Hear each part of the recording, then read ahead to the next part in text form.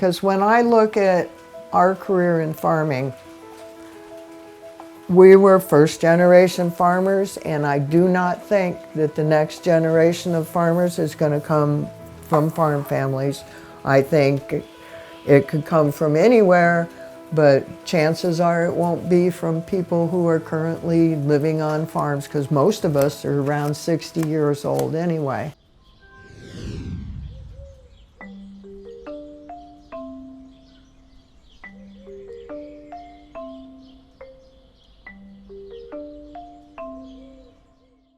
I'm Alex Ball. I own Old City Acres.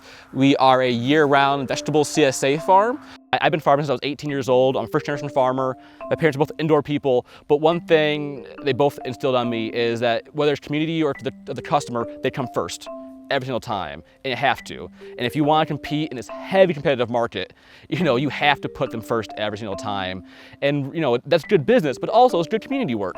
If we're putting them first, then when times come and we need help, they're always there to help us. My family has been in this area for about 4 generations now, and specifically we're in Sumter Township, which is one of the last few black land areas in Southeast Michigan, predominantly Wayne County. So I started out basically in a backyard, renting backyards from people and selling product at farmers markets. I did that for a few years, but I kept losing my land to pipelines, to bad leases. I could not find a home to finally put some roots down and grow. And really, when it comes to farming, the hardest obstacle is just find farmland, right? It's borderline impossible for young farmers or beginning farmers to even get access to that. So I kept jumping from land to land to land until finally, after 5 years of that, I was able to save up enough money to buy this small piece of property out here in Sumter and really try to get our feet on the ground and really start pushing forward on our farm business. Alrighty, Hi, my name is John Dutcher. And I'm Cynthia Dutcher, Cindy Dutcher. Welcome to our farm and our humble abode, Dutcher Farms. And we've been here since 1983. We've been farming organically. We raise blueberries and beef cattle and large market gardens, and everything's for sale on the farm but the dog, and some days the dog is too. So. We moved here in '83 because we wanted to farm. And so we purchased a farm. And of course, our visions of what we wanted to do were a little different than what it turned out to be. We started out, we just wanted to homestead, is what we wanted. We had no visions of farming, no desire to be commercial farmers. For independent farmers, one of the biggest barriers they face is access to land and capital to start or grow their farms. This is a problem that affects all farmers, but young, beginning, and BIPOC farmers, Black, Indigenous, and people of color, are at an even greater disadvantage due to lack of USDA support. I think back to our first few years farming, and it was terribly lean, and we both worked full-time off the farm and farm too. And let me tell you, it was really, really hard. And I would want a better lifestyle for the next generation of farmers. And that's the hard part I see, is that there aren't many young farmers, and those young farmers who are farming don't own land, they rent land, right? And in our society only lends power to those who own land. That's really who has control over things, right? So the less people we have owning land, being stakeholders in the communities, kind of the less power those folks will have. And if we're trying to build up new ideas and build up new generations of people, you gotta have power. Without familial wealth or access to lines of credit, getting loans for land purchases can be a difficult barrier. It also makes it more difficult for the next generation of young farmers to get started.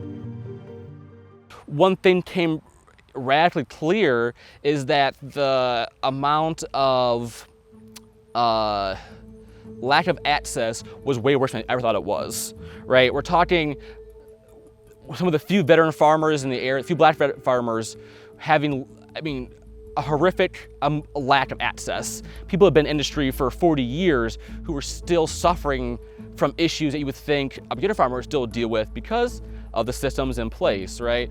I think that farming, land access is a very unifying issue. I work with farmers on all sides, all different backgrounds, and they all are saying the same things. They're all saying we need land access, we need property, we need access to this capital. But Again, these people saying this are those without equity, without capital. And how often do elected officials want to listen to people without equity and capital? The first barrier, the biggest barrier, is that land access, is being able to get hold of that land. And which makes that, also the biggest investment you're gonna do on the farm is that just piece of land. As all this land is changing hands, this is the time to try and allocate the resources a little bit better, to try and make a change now. But it's hard because we're at a time when interest rates are so high, and then that's 10 years, with the average farmer, with the average age like 55, 60, something like that. And the fear is that we're gonna have these people retiring, interest rates are still super high, and the only people who can really take this land on is gonna be interest groups, very large family farms, that are already been established for generations, or someone from town buying land just for an investment down the road. So it's definitely the time now to try and make these decisions, and it's definitely, I see rough waters ahead. I don't see anything calm happening in the next, next decade. So that greed, got to get that out of there somehow. And like I told you earlier, I don't have all the answers, but I sure know things need to be changed. What we have is not working. We've known they needed to be changed for a long time. And it's got to come from the consumer, We have to get that consumer educated, and that's the only way it's going to change, because Congress only listens to large groups of people. So I think that the interest should be, how do we get food cheaper, less expensive, better food, less expensive, and still keep the small farmer working. The next Farm Bill is an opportunity to address historic and present-day problems within our food systems, especially when it comes to land access for independent farmers. I do believe that policy makes a huge difference, and I think that it's time for Congress to really take a serious look at who they're funding with the Farm Bill, and take a serious look at rural America, especially in the upper Midwest. And because these policies that they're continuing, if they keep doing the same thing, it's going to empty rural America, because there's going to be no reason to live here. If independent farmers have better access to resources and land, we can start to build back stronger rural communities. Alex and other farmers worked together to create the Washtenaw County Black Farmers Fund, which provides easy-to-access grants to local farmers of color. So we sat around we actually had a little Zoom meeting, and it was me and two other farmers, and we were like, we need other options. We need ways to reallocate these funds in ways that are a little more equitable, a little more accessible, especially for Black farmers, again, who made up 0.5% of the farmers in our region.